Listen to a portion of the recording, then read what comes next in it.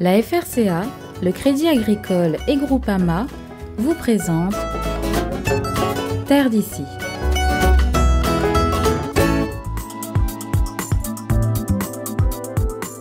Jusqu'à présent, l'île de la Réunion est épargnée par les maladies graves qui touchent les plantations de bananiers ailleurs dans le monde.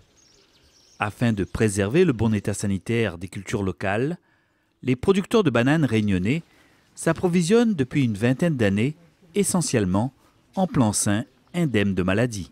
Dans les années 90, la replantation des bananeraies s'est généralisée avec des vitroplants. Donc ce type de plant qui arrive dans des boîtes de pétri, qui est mis en grossissement dans une pépinière telle que celle de M. Beaudemoulin que l'on voit aujourd'hui. Et ensuite, c'est replanté au champ. Et cette généralisation de la culture des vitroplants a nécessité la mise en place d'un cahier des charges pour répondre à des exigences phytosanitaires. Tout commence ici, dans cette pépinière de Saint-Pierre.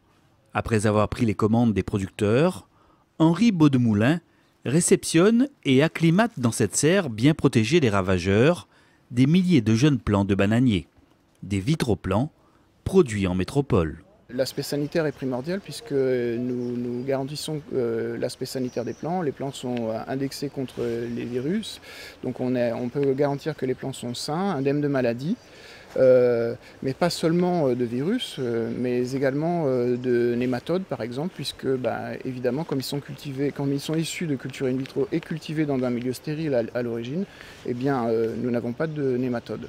L'ANSES, l'Agence nationale de sécurité sanitaire, s'assure quant à elle, en amont de la filière, au respect de toutes les procédures pour garantir la qualité sanitaire de ces plants de bananiers.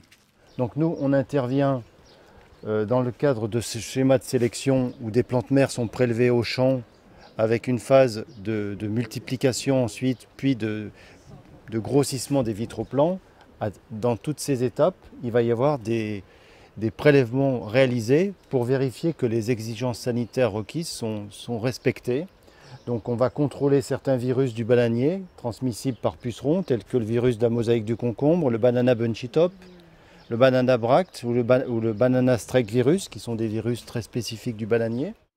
Avant d'être remis aux producteurs, les jeunes plants seront également testés en pépinière afin de s'assurer qu'ils sont indemnes de virus. On doit suivre un protocole du début à la fin, c'est-à-dire que depuis l'arrivée des plants à La Réunion, et ensuite, au bout de 2 mois, on fait les prélèvements, et ensuite ils sont autorisés à aller à la vente.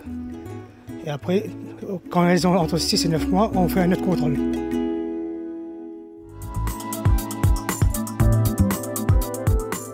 Installé à Pierrefonds, José Lito l'Allemand s'est spécialisé dans la production de bananes. Sur environ 7 hectares, il cultive principalement de la grande naine. Et pour s'assurer de la qualité sanitaire de ses plants, il se fournit exclusivement chez un pépiniériste professionnel. On passe nos commandes 8 mois d'avance et au bout de 8 mois, on récupère nos plants chez le pépiniériste.